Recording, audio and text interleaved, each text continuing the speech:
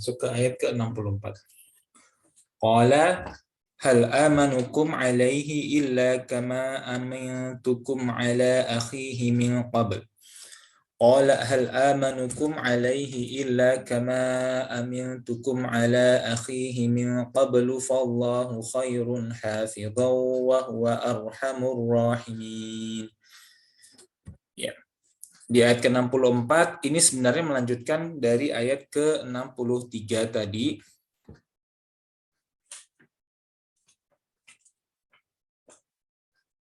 Di ayat ke-63 minggu lalu kita sudah belajar bahwa Nabi Yakub, anak-anaknya Nabi Yakub baru kembali dari menemui Yusuf di Mesir dan mereka diberikan syarat jika ingin meminta kembali bahan makanan, ransom gitu ya, satu suketan lagi, maka mereka harus datang bersama dengan Bunyamin gitu ya. Kenapa?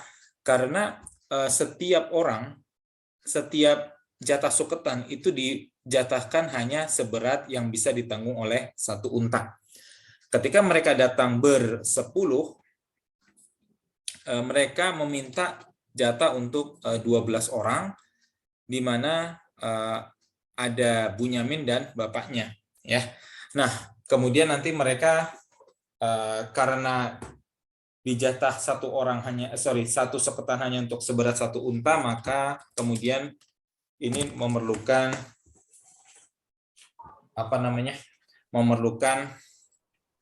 konfirmasi kembali dari Nabi Yusuf terhadap mereka, benar nggak mereka jangan-jangan hanya menipu kan gitu ya. Sehingga di sini mereka wajib datang dengan membawa saudara mereka ya, yakni Bunyamin gitu ya. Di ayat ke-63, falamma raja'u ila abihim qalu ya abana muni'a minnal kailu fa arsil ma'ana akhana naktal wa inna lahu lahafizun. Ya, di ayat ke-63, ketika mereka kembali menemui bapak mereka, mereka berkata, wahai ayah kami dilarang untuk meminta jatah suketan, gitu ya kira-kira.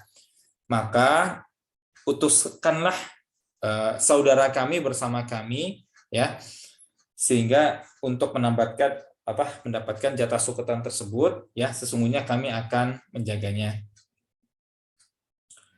Oke, maka di sini di ayat ke-64 ya, Nabi Yakub tidak serta-merta percaya kepada mereka karena mereka memiliki pengalaman yang buruk, gitu kan ya? Karena Nabi Yakub memiliki pengalaman yang buruk terhadap saudara-saudara Nabi Yusuf ini.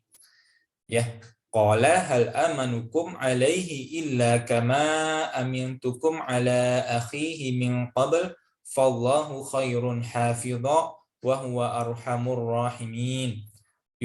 Yakub berkata, ya, bagaimana aku akan mempercayakan Bunyamin kepadamu kecuali seperti aku telah mempercayakan saudaranya Yusuf kepada kamu dahulu. Maka Allah adalah sebaik-baik penjaga dan Dia adalah Maha Penyayang di antara para penyayang gitu ya. Arhamur rahimin, ya, Maha Penyayang. Jadi yang paling penyayang di antara orang-orang, di antara yang penyayang gitu kira-kira, ya. Wa huwa arhamu, arham itu isim tafdil. Jadi yang paling penyayang, arhamur rahimin berarti paling penyayang di antara orang-orang yang di antara yang menyayangi begitu ya. Nah, ini sudah dijelaskan di minggu lalu ya, bahwa kenapa Nabi Yakub menggunakan fallahu khairun hafidha gitu ya. Karena di konteks ini Nabi Yakub tidak percaya terhadap mereka. Mereka berjanji akan menjaga Bunyamin ya. Maka Nabi Yakub tidak percaya kalian tidak bisa menjaga Bunyamin. Allah lah yang sebaik-baik penjaga. Begitu ya. Oke, karena dulu sudah pernah mereka menggunakan frase yang sama ya. Saudara-saudara Yusuf ini menggunakan frase yang sama ya, yakni frase wa inna lahu lahafizun. Kata ini itu juga digunakan ketika saudara-saudara Nabi Yusuf hendak menarik Yusuf dari bapaknya di ayat ke-12. Arsilhu ma'ana arsilhu ma'ana ghadan yarta' wa yal'ab wa inna lahu lahafizun. Ya, utuslah Yusuf bersama kami besok sehingga dia akan bermain-main dan bersenang-senang, lalu kami akan menjaganya. Ya, Nabi Yakub tidak percaya kalian tidak bisa menjaga. Ya, Allah yang sebaik-sebaik menjaga dan dialah yang maha penyayang di antara yang penyayang. Gitu. Ini ayat ke-67. Nah, di ayat ke-65 ya, maka di sini kemudian rencana dari Nabi Yusuf bekerja, gitu ya. Walamma fatahu mata'ahum wajadu bidha'atahum ruddat ilaihim. Qalu ya abana ma nabghi. Hadhihi bidha'atuna ruddat ilaina wa namiru ahlana wa nahfadhu akhana wa nazdadu kayla ba'ir. Dzalika kailun yasir. Ya. Walamma fatahu, ya, ketika mereka membuka mata'ahum, bekal-bekal mereka atau barang-barang mereka, wajadu bidha'atahum ruddat ilaihim. Wajadu, mereka menemukan, ya. Wajada, ya, kalau kita tahu peribahasa bahasa Arab, menjada, wajada, barang siapa yang bersungguh, maka dia akan menemukannya. Di sini wajadu, ya, mereka menemukan. Dia di sini bentuk jamak, ya, ada wawul jamaah di situ. Maksudnya saudara-saudara Yusuf menemukan bidha'atahum, ya, barang-barang mereka. Di sini, nah, kalau dalam bahasa Indonesia, ini miskinnya bahasa Indonesia atau mungkin miskinnya kosakata penerjemah, wallahu alam. Di sini digunakan sama barang-barang, ya. Mereka menemukan kembali barang-barang. Padahal sebenarnya walamma fatahu mata'ahum.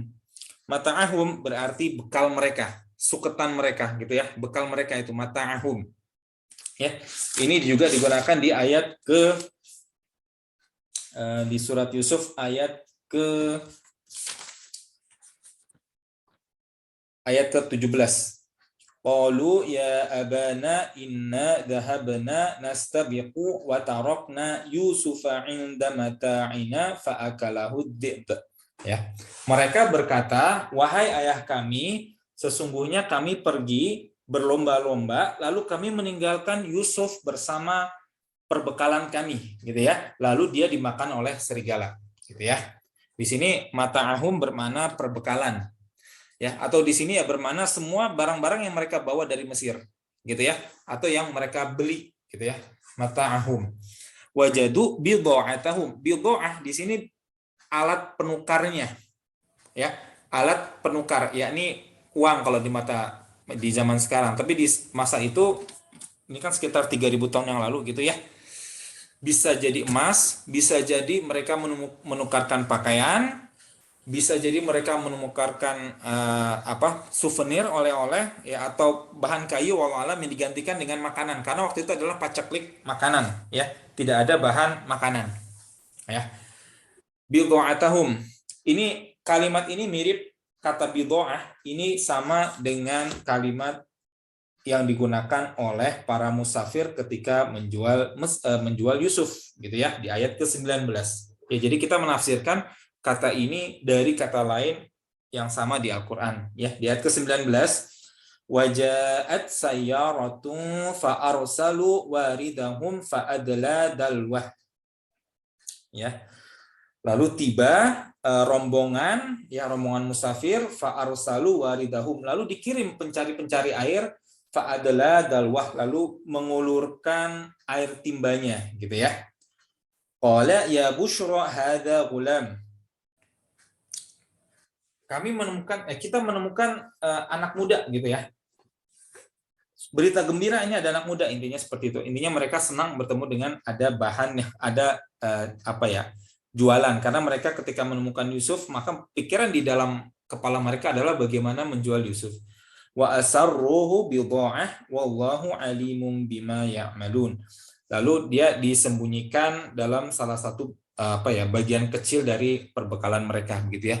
Tapi di sini konteksnya bidha'ah, ya, ini adalah sebagai alat tukarnya. Ya. Sama juga dengan yang digunakan di ayat yang baru di 62 ya, yang agak dekat dengan ayat ini 62, ketika Yusuf waqala berkata li fityanihi ja'alu bidha'atahum fi rihalihim. Nah, ini kata bidha'ah di sini digunakan ya barang-barang alat tukar mereka ya yang dimasukkan kembali oleh Yusuf ya ketika memerintahkan para budak-budaknya atau bujang-bujangnya lah, kira-kira seperti itu, atau pembantu-bantunya. Lihat ke 62 ya. Wa qala li fityanihi ja'alu bidha'atahum fi rihalihim la'allahum ya'rifunaha. Lalu berkata Yusuf kepada para bujangnya, ya, masukkanlah bidha'ah, barang-barang penukar mereka ke dalam perbekalan mereka, la'allahum ya'rifunaha, sehingga mereka mengenalinya. Ya, jadi intinya di sini ketika mereka membuka suketannya, lalu ya barang-barang yang sedianya mereka gunakan untuk alat tukar itu semua dikembalikan oleh Nabi Yusuf. Ruddat ilaihim, dikembalikan kepada mereka. Ya, nah di sini adalah rencana Nabi Yusuf. Ya, rencana Nabi Yusuf, karena Nabi Yusuf tahu ini bapaknya tidak akan segitu mudahnya melepaskan Bunyamin ke tangan mereka karena melihat pengalaman yang terdahulu. Ya, sehingga di sini perlu salah satu muslihat dari Nabi Yusuf supaya bapaknya luluh, atau bapaknya tidak punya alasan untuk menolak begitu. Qalu ya abana ma nabghi. Qalu, mereka berkata, wahai ayah kami, mana bagi, apalagi yang kita inginkan gitu ya, mana bagi.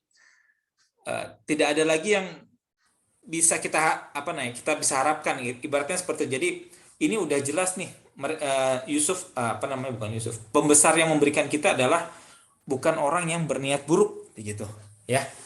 Qalu ma nabghi hadhihi bidha'atuna ruddat ilaina, ya, hadhihi ini bidha'ah ya ditambahkan dengan dhamir na, kita atau kami, hadhihi bidha'atuna, ini barang-barang kita atau alat tukar kita, bidha'atuna ruddat ilaina, dikembalikan kepada kita.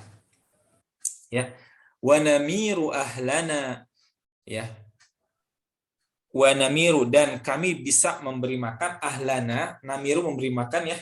Kami memberi makan, namiru ahlana, keluarga kami, wa nahfadhu akhana, dan kami akan menjaga akhana, saudara kami, wa nazdadu kaila ba'ir, dan kami akan mendapat tambahan sukatan gandum seberat seekor unta, ba'irin gitu ya, wa nazdadu kaila ba'irin ya. Kami mendapatkan tambahan, nazdadu, kami dapat tambahan, kaila ba'irin ya, tambahan suketan gandum, ba'irin sebesar unta gitulah.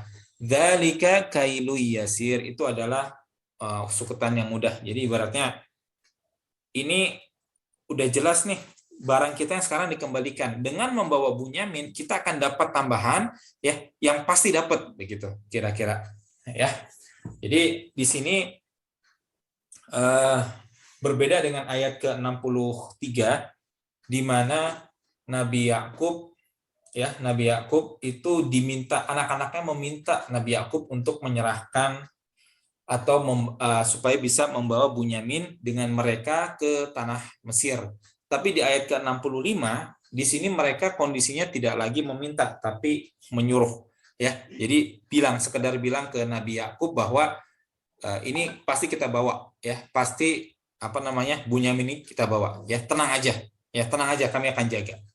Gitu ya. Jadi di sini seolah-olah hampir-hampir tidak ada lagi semacam empati lah gitu kepada perasaan bapaknya ya, karena mereka melihat ini pasti dapat kalau kita membawa Bunyamin gitu ya. Kita lanjut ke ayat ke-66 ya. Bapaknya ya ini seolah-olah menghadang mereka di depan pintu gitu ya. Qala, ya, dia berkata, di sini Yakub yang berkata gitu ya. Qala lan ursilahu ma'akum. Aku sekali-kali tidak akan melepaskannya pergi bersama kamu ya. Qala lan. Lan itu sekali-sekali tidak akan ya. Sekali-sekali tidak akan. Seperti di ayat Al-Baqarah ayat ke-120, ini yang sudah sangat-sangat familiar di telinga kita ya. Ya, walan tarda ankal yahudu walan nasara hatta tattabi'a millatahum. Ayat ke-120. Walan tarda, dan sekali-sekali tidak akan ridha, walan tarda angka, terhadap kalian, terhadap kamu, maksudnya ini adalah Nabi Muhammad, angkal yahudu walan nasara, ya, yakni Yahudi dan Nasrani, ya, hatta tattabi'a millatahum, sampai kalian mengikuti agama mereka atau kamu mengikuti agama mereka, ya. Qul inna hudallahi huwal huda. Katakanlah sesungguhnya petunjuk dari Allah adalah satu-satunya petunjuk, ya. Qul innal hudallah, qul inna hudallahi huwal huda. Katakanlah sesungguhnya petunjuk dari Allah adalah satu-satunya petunjuk. Wala ini taba'ta ahwa'ahum ba'dalladzi ja'aka minal ilmi ma laka minallahi min waliyyin wala nasir. Ya. Ini di ayat ke-120.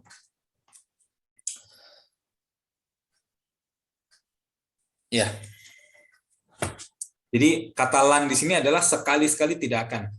Ya, qala lan ursilahu ma'akum hatta, sampai tu'tuni mausiqam, kalian mengambil sumpah, mausiqam sumpah, minallah, ya, atas nama Allah, gitu ya. Jadi di sini Nabi Yakub meminta mereka bersumpah atas nama Allah, ya.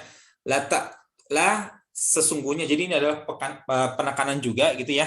Lam taukid namanya, la ta'tunani bihi, ya, bahwa kalian akan membawa dia, la ta'tunani bihi, bahwa kalian akan membawa dia kepadaku, gitu ya.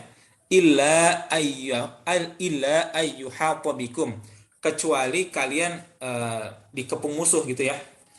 Di sini maksudnya dikepung musuh dalam arti dikepung sampai semuanya meninggal, semuanya mati termasuk Bunyamin, begitu. Jadi ini bukan berarti kalian bisa pergi lalu Bunyaminnya ditawan, nggak boleh begitu ya. Kalau dalam pengertian ini ya, illa ayyuhata bikum, kecuali kalian dikepung musuh sehingga kalian semua habis binasa, begitu kira-kira.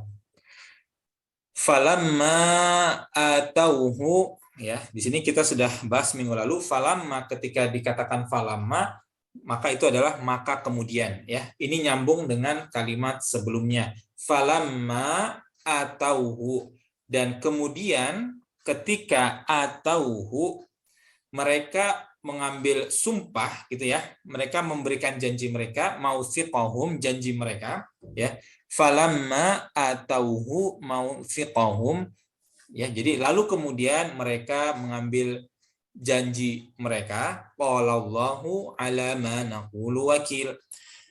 Nabi Yakub berkata, Allah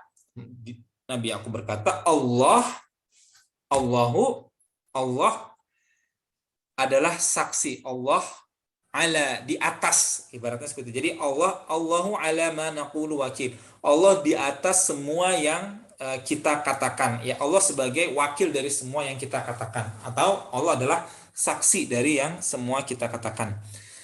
Jadi di sini Nabi Yakub benar-benar tidak ingin kehilangan anaknya lagi, begitu ya. Kalau kita lihat ya, sampai-sampai Nabi Yakub meminta mereka atau mewajibkan mereka untuk melakukan sumpah. Dan sumpah ini bukan sumpah yang sekedar apa ya? Ini sumpahnya agak mirip dengan zaman sekarang ya, tapi dengan posisi yang lebih tinggi atas nama Allah. Jadi dia dengan apa namanya? Kalau untuk janji atau sumpah-sumpah jabatan seperti gitu ya. Jadi ada kemudian ikuti kata saya gitu kan ya. Saya bersumpah. Kemudian semuanya ikut saya bersumpah. Jadi di sini bukan cuma sekedar Nabi Yakub mengatakan apa namanya, kalian berjanji akan membawa Bunyamin kembali. Tidak seperti itu. Jadi di sini konteksnya adalah Nabi Yusuf ya mengatakan di sini, tu'tuni mausiqam minallahi la ta'tunnani bihi illa ayyuhaqu bikum. sebelum kamu memberikan kepadaku janji atau sumpah atas nama Allah bahwa kamu akan membawanya kepadaku kembali kecuali jika kamu dikepung musuh. Nah, ketika masuk falamma atauhu maufiqahum, itu berarti saudara-saudara Yusuf mengulang apa kata Yakub. Ya, jadi seolah-olah Yakub berkata begini, kalian berjanji akan membawa Bunyamin kembali kepadaku. Lalu diikuti oleh para para anak-anaknya, ya. Saya bersumpah bahwa kami akan membawa Bunyamin kembali menghadap Yakub kembali kecuali kami dikepung musuh. Kira-kira seperti itu ya, Bu ya. Jadi di sini adalah sumpah yang diucapkan kembali oleh para saudara-saudara Nabi Yusuf di sini, gitu ya, karena Nabi Yakub tidak ingin kehilangan anaknya lagi. Oke.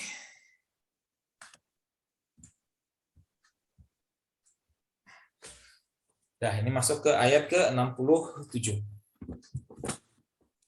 Wa qala ya baniya la tadkhulu min babin wahidin wadkhulu min abwabin mutafarriqah.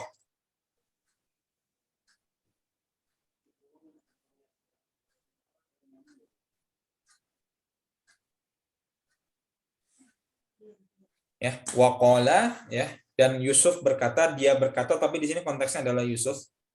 Waqala ya baniya, wahai anak-anakku, di sini baniya, ya, jamak gitu ya.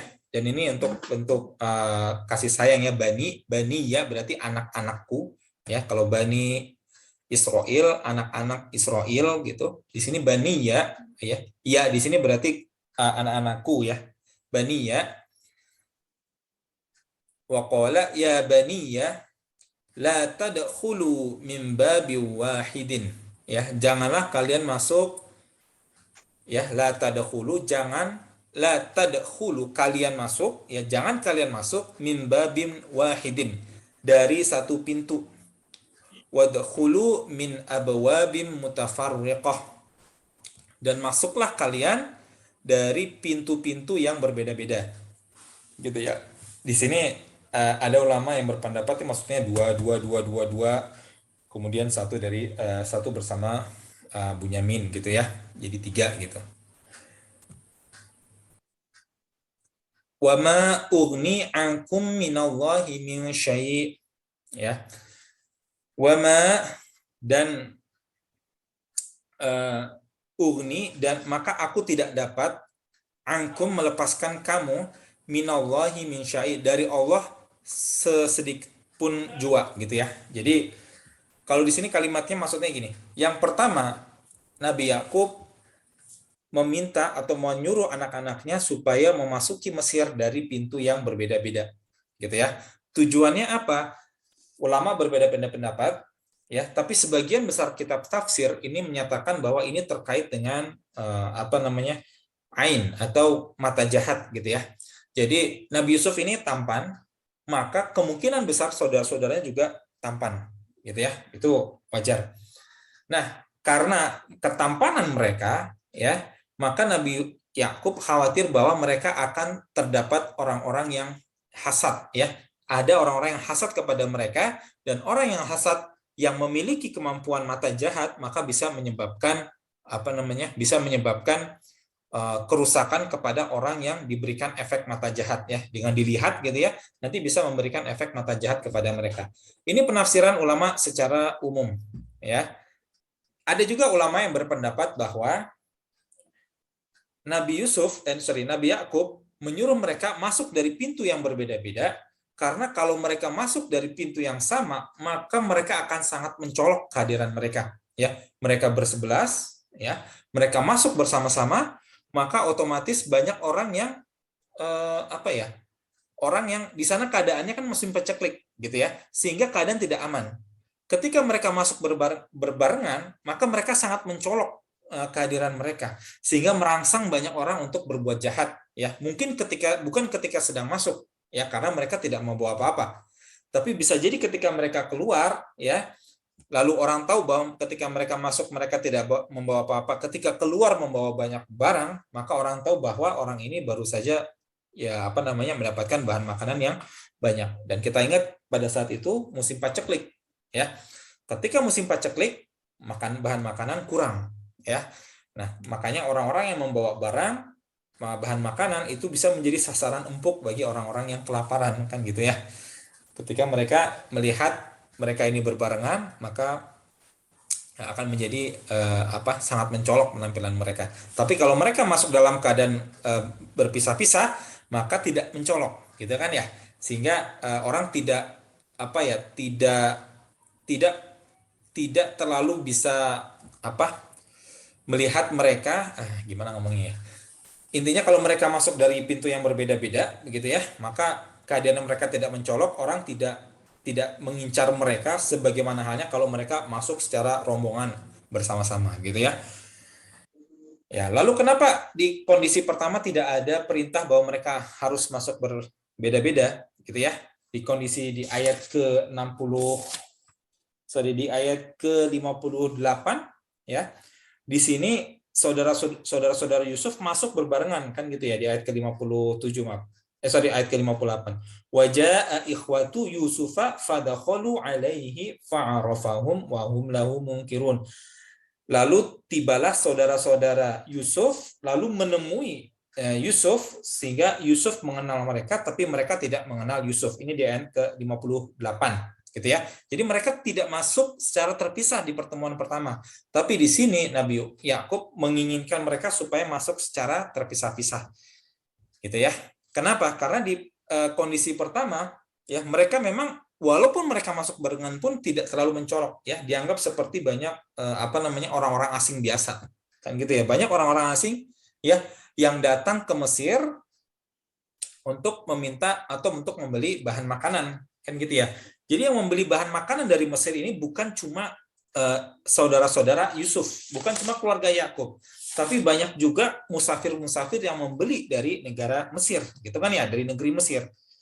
Dalilnya ada di ayat ke 82 ya, was'alil qaryatal lati kunna fiha wal 'iral lati aqbalna fiha wa inna lasadiqun. Di ayat ke-82 ya, saudara-saudara Nabi Yusuf ya meminta kepada bapaknya. Jadi di sini ceritanya Bunyamin ditahan oleh Yusuf gitu kan. Kita sudah tahu cerita akhirnya. Jadi tidak masalah. Ini cuma menerangkan bahwa yang datang ke Mesir bukan cuma mereka gitu ya. Di ayat ke-82 saudara-saudara Nabi Yusuf mengatakan was'alil qaryatal lati kunna fiha, dan tanyalah kepada desa-desa ya di sekitarnya, wal 'iral lati aqbalna fiha, dan musafir yang baru keluar dari Mesir gitu ya. Oke. Berarti yang datang ke Mesir bukan cuma saudara-saudara Nabi Yusuf gitu ya. Tapi saudara-saudara Nabi Yusuf di kondisi kedua ya, mereka keadaannya sudah mencolok. Kenapa? Karena mereka sudah menemui sudah menemui Nabi Yusuf secara pribadi ya. Jadi bisa jadi pada saat itu sudah banyak perbincangan terhadap orang-orang ini ya.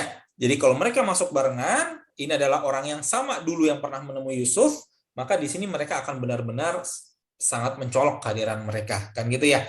Sehingga di sini Nabi Yakub hendak sebagai jaga-jaga jangan sampai mereka terlalu mencolok. Intinya seperti itu. Ini pendapat salah satu beberapa ulama. Ada juga tentang mata jahat, tapi itu terlalu panjang bahasannya. Insya Allah nanti kita coba bahas di pertemuan berikutnya saja. Wa ma ughni ankum minallahi min syai', ya. Dan tidak dapat ya wa ma ughni ya, dan aku tidak dapat melepaskan kalian minallah dari Allah barang sedikit pun. Ya. Wa ma ughni ini adalah saya melepaskan gitu ya. Kira-kira seperti itu. Kalau ini kalimatnya mirip dengan akar katanya sama dengan ghani. Ghani ya, Allah punya sifat yang namanya al-ghani ya. Kalau diterjemahkan secara bahasa Indonesia diartikan maha kaya. Tapi yang paling tepat, yang lebih tepat sebenarnya ghani ini adalah tidak membutuhkan apapun dari orang lain gitu ya. Karena dia memiliki kemampuan lebih gitu ya. Ghani. Allah Al-Ghani berarti Allah yang maha kaya. Allah tidak membutuhkan bantuan dari makhluknya, kira-kira seperti itu. Ya. Di sini wa ma ughni, ya. Saya tidak bisa melepaskan kalian daripada Allah, ya. Kalau kita ya atau saudara-saudara Nabi Yusuf di sini mereka tidak dapat melepaskan diri, maka dikatakan wa ma ughni, ya. Ma itu adalah bentuk negasinya, ya. Ma di sini, ma, ya. Itu adalah bentuk negasinya. Ya, wa ma ughni berarti saya tidak dapat melepaskan kalian dari takdir Allah. Kira-kira seperti itu. Ya. Jadi agak sedikit bertentangan. Yang pertama, seolah-olah Nabi Yusuf mengatakan Nabi Yusuf ingin supaya ada apa ya, jaga-jaga atau usaha dari mereka supaya mereka tidak terlalu mencolok atau melakukan usaha supaya tidak membahayakan nyawa mereka. Tapi yang kedua, mengatakan bahwa apa yang saya lakukan tidak dapat mencegah kalian sedikit pun dari takdir Allah, gitu ya. Inil hukmu illa lillah, ya. Sesungguhnya tidak ada ketetapan kecuali dari ketetapan Allah, ya. Jadi kalau misalnya dari kalimat berikutnya, keputusan menetapkan sesuatu hanyalah milik Allah. Alaihi tawakkaltu, kepadanya lah aku bertawakal, wa alaihi falyatawakkalil mutawakkilun, ya. Dan hendaklah kepadanya saja orang-orang bertawakal, berserah diri. Jadi gini, kalau kita pahami bahwa yang pertama, Nabi Yusuf itu hendak menyuruh mereka, ya, alias melakukan tindakan yang bisa menjadi sebab, gitu ya. Kita kan kalau kita misalnya kita belajar nih, kita besok ada ujian, maka sebagai manusia, ya, usaha kita, maka kita belajar, ya, sebelumnya menyiapkan pelajaran, ya, dengan mengulang materi atau menghafalkan atau menganalisis, kita belajar, gitu ya, sebelum menghadapi ujian. Tetapi apa yang kita lakukan, ya, itu sebagai sebab akibat manusiawi, tapi tetap Allah yang menentukan, kan gitu ya, dari ayat ini, ya. Wa ma ughni ankum minallahi min syai'. Jadi walaupun kalian sudah melakukan itu, saya tidak bisa melepaskan kalian dari takdir Allah, kan gitu. Jadi sama seperti tadi kita belajar. Karena apa? Karena sebagai manusia, sebab akibatnya adalah ketika kita belajar, maka kita bisa melakukan ujian. Ya. Tapi apakah kalau orang yang belajar besoknya bisa melakukan ujian? Ya, betapa banyak orang yang belajar, kemudian besoknya ketika hari H ujian mereka tidak bisa mengerjakan, gitu kan ya? Kenapa? Karena takdir Allah seperti itu. Yang penting kita melakukan bagian kita, lalu Allah nanti yang akan memutuskan hasilnya, ya. Ya, ini harus dipahami bahwa Allah menilai proses. Ya, ini adalah perbedaan dengan manusia. Allah menilai proses. Misalnya begini, kita kita biasanya sholat wajib di masjid, gitu ya. Sholat wajib di masjid. Lalu suatu ketika, ya, kita sakit misalnya, ya, maka keinginan kita untuk sholat di masjid itu mendapatkan pahala, gitu ya. Kenapa? Karena kita sudah biasanya melakukan sholat jamaah di masjid. Cuman pada saat itu kita ditakdirkan sakit sehingga kita tidak mampu melakukan sholat jamaah di masjid, gitu kan ya.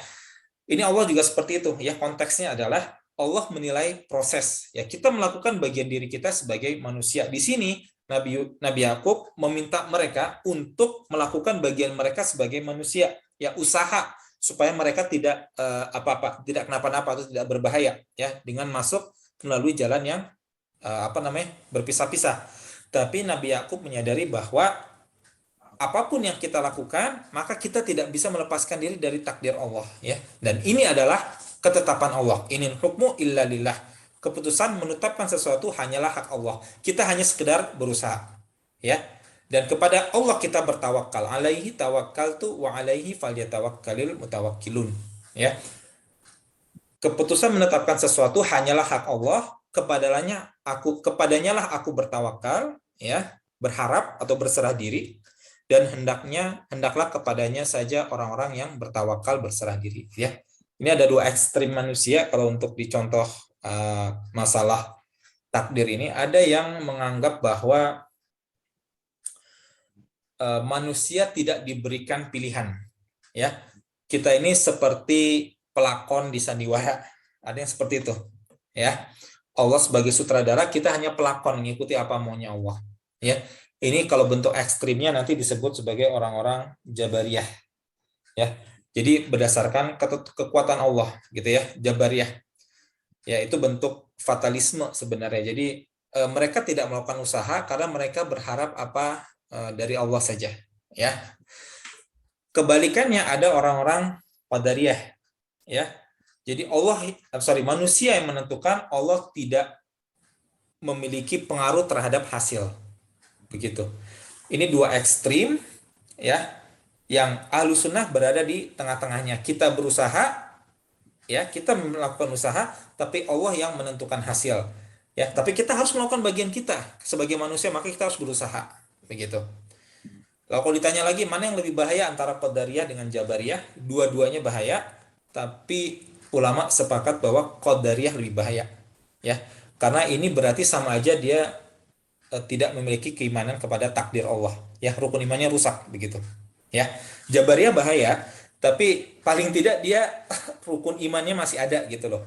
Ya, maksudnya sebagai muslim tuh masih muslim gitu. Tapi orang-orang Qadariyah yang ekstrim, ya, maka itu bisa dianggap bukan muslim lagi karena dia rukun imannya rusak, ya, tidak beriman kepada takdir. Ya, nah, kita kalau ngobrol ke orang ya, kalau ditanya bagaimana dengan apa namanya hukum kausalitas seperti ini, ya, bagaimana tentang masalah takdir, itu masalah keimanan gitu ya. Jawaban pertama itu adalah masalah keimanan. Allah yang tahu mana yang terbaik untuk hambanya gitu kan ya, dan kita melakukan bagian kita sebagai manusia. Ya, kalau ditanya lagi untuk apa kita beribadah kalau kita sudah ditakdirkan mana yang masuk ke surga, mana yang masuk ke neraka, ya, kita jawab kita kan tidak tahu Anda ini masuk ke surga atau ke neraka. Nah, disitulah kita harus berusaha gitu ya. Kalau misalnya ditanya lagi, ya, kalau kita berusaha, lalu apa peran Allah gitu ya? Kalau misalnya kita belajar, lalu apakah Allah akan berpengaruh terhadap hasil kita gitu kan ya? Ada orang-orang seperti itu yang qadariyah ekstrim, ya kita jawab betapa banyak orang yang belajar gitu misalnya, mereka tidak mendapatkan hasil yang bagus gitu. Jadi harus seimbang Ahlussunnah ya. Di kita berusaha sebagai bagian porsi kita sebagai manusia, tapi kita harus bertawakal kepada apa yang menjadi takdir Allah, ya. Dan ini pun sebenarnya kalau dari surat Yusuf ini kita belajar tentang masalah takdir ini cukup banyak gitu ya. Misalkan di ayat ini, Nabi Yakub sudah mewanti-wanti mereka, ya, supaya keamanan mereka lebih apa ya, terjaga begitu ya. Tapi toh akhirnya Bunyamin lepas juga dari tangan mereka dengan jalan yang tidak disangka-sangka kan gitu ya. Buat mereka tidak menyangka bahwa nanti ada permainan dalam tanda kutip, ada usaha dari Nabi Yusuf untuk menarik supaya Bunyamin ini tidak kembali bersama mereka. Mereka tidak mengira seperti itu gitu ya. Mereka tidak mengira seperti itu. Ya, Nabi Yakub juga tidak mengira seperti itu bahwa nanti Bunyamin ini lepas juga dari tangan mereka. Ya, ditahan oleh pihak keamanan Mesir. Ya, jadi di sini takdir Allah tetap di sana dia berjalan begitu ya.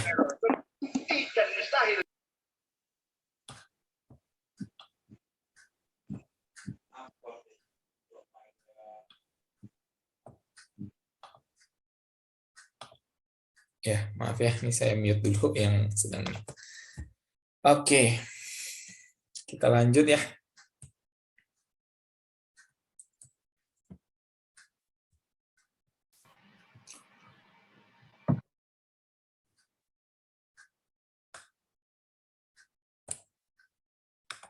Ya, jadi ketika Yakub melepaskan Bunyamin bersama mereka, Nabi Yakub berpesan, jika mereka memasuki negeri Mesir, maka hendaknya mereka tidak memasukinya dari satu pintu gerbang, tapi masuk dari pintu yang berbeda-beda.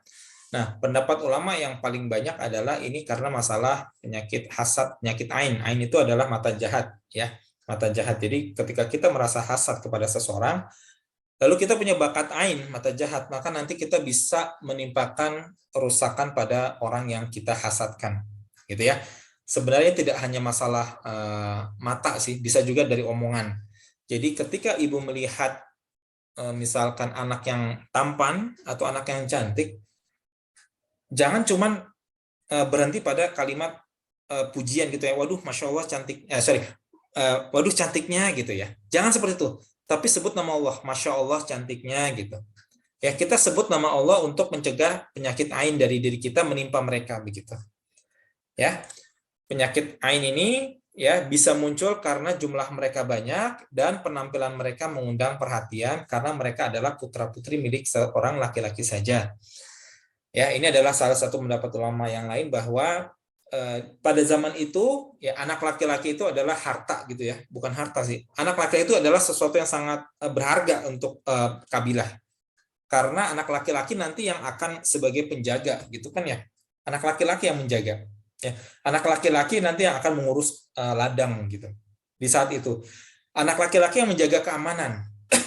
Ya, di zaman itu kita tidak bisa membayangkan seperti sekarang di mana ada satpam, ada polisi, ada tentara, tidak ada. Di sana mereka mengandalkan keluarga mereka yang laki-laki begitu. Ya, sehingga Nabi Muhammad ketika hendak kembali dari Taif masuk ke Mesir, masuk ke Mekah, Nabi Muhammad itu memerlukan bantuan dari Mut'im bin Adi, ya salah seorang bukan sahabat, dia adalah salah seorang tokoh musyrik Quraisy, ya Mut'im bin Adi. Jadi Abu Thalib sudah wafat waktu itu. Abu Thalib wafat, kemudian tanggung jawab dipegang oleh Abu Lahab. Abu Lahab. Ya, Abu Lahab. Nah, Abu Lahab ini salah satu paman Nabi, salah satu petinggi dari Bani Hashim. Cuman masalahnya Abu Lahab ini tidak simpati kepada dakwah Nabi kan gitu ya, sehingga tidak memberikan jaminan keamanan kepada Nabi. Ketika Nabi kembali dari Taif hendak menuju ke Mekah, Nabi kemudian mengirim surat kepada Mut'im bin Adi untuk meminta tolong untuk menjaga begitu. Ya, jadi ini jaminan keamanan. Ya, kenapa bisa diamani? Lalu kemudian Mut'im bin Adi mengutus anak laki-lakinya ya untuk mengawal Nabi kembali ke ke Mekah begitu. Jadi anak laki-laki ini berharga. Kalau anak-anak laki-laki ini banyak, maka itu mengundang rasa hasad dari orang-orang yang melihat gitu ya.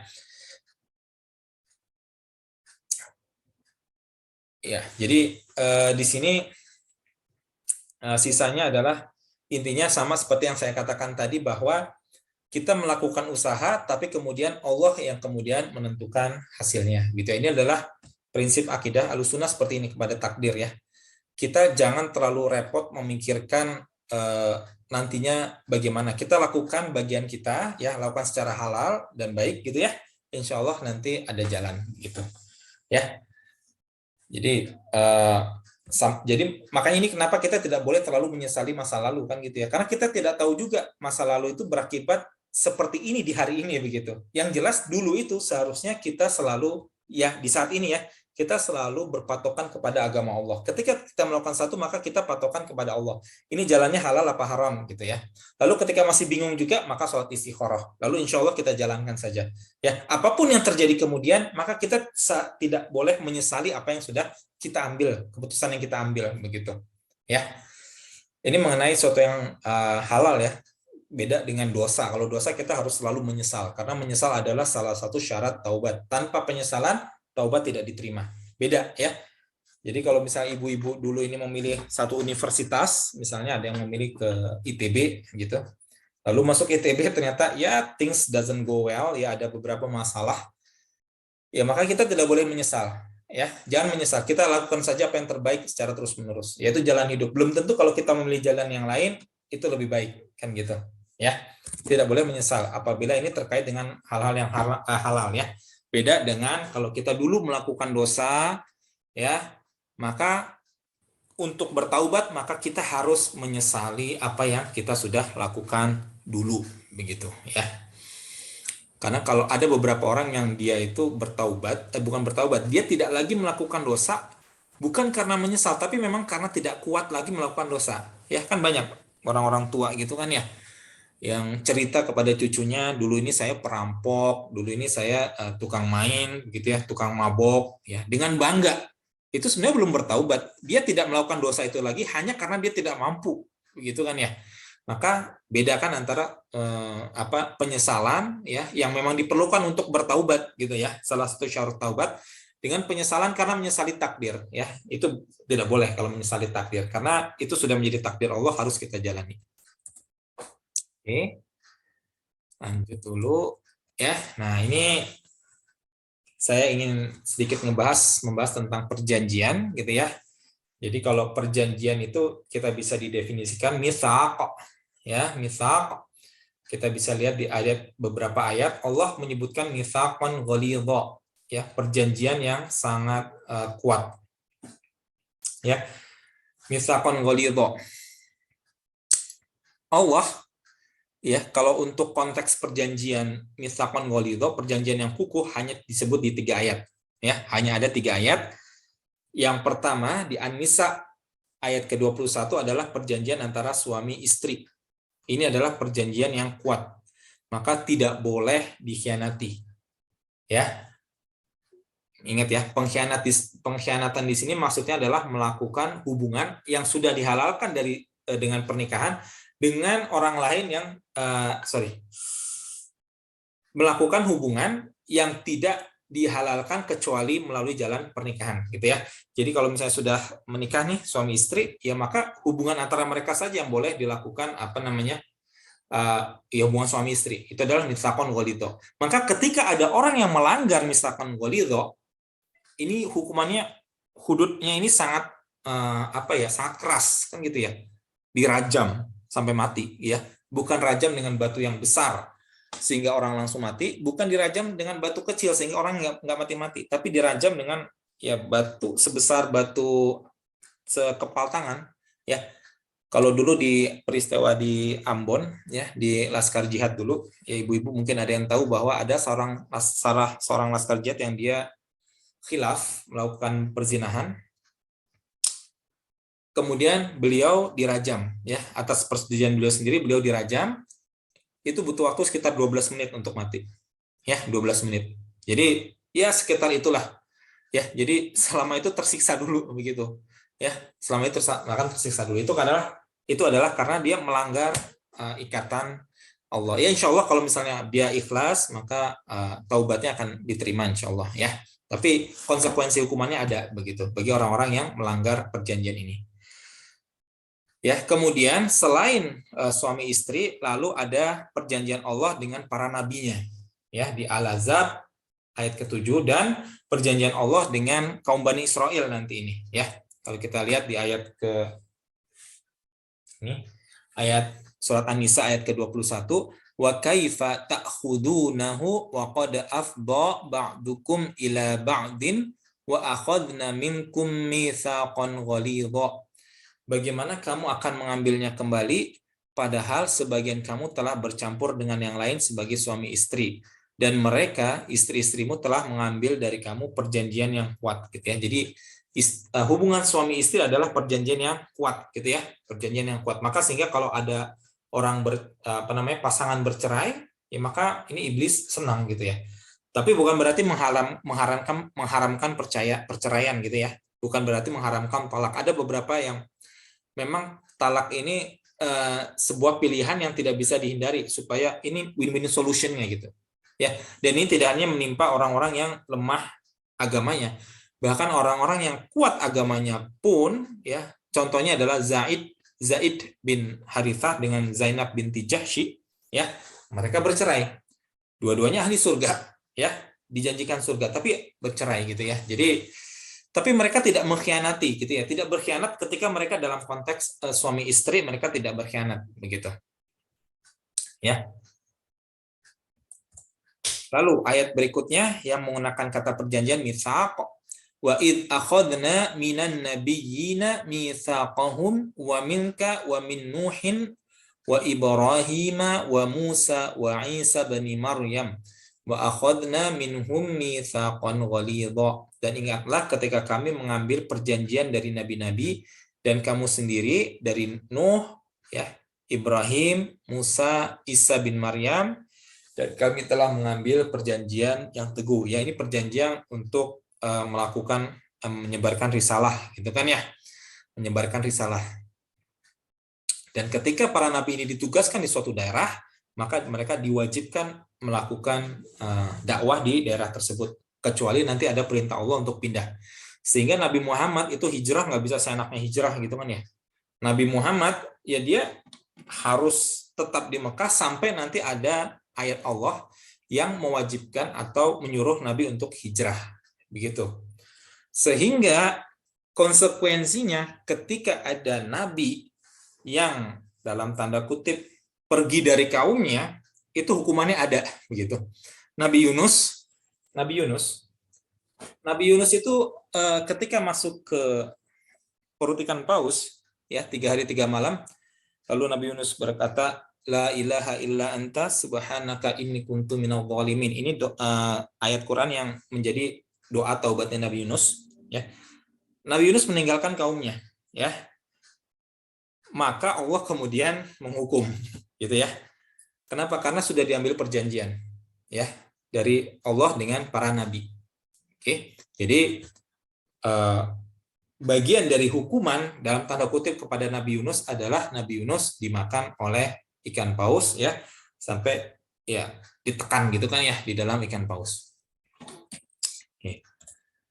Kemudian di sini adalah perjanjian dari Allah kepada kaum Bani Israel, wa rafa'na fawqahumut tura bimitsaqihim wa qulna lahum udkhulul baba sujada wa qulna lahum la ta'du fis sabti wa akhadna minhum mitsaqan ghalidha.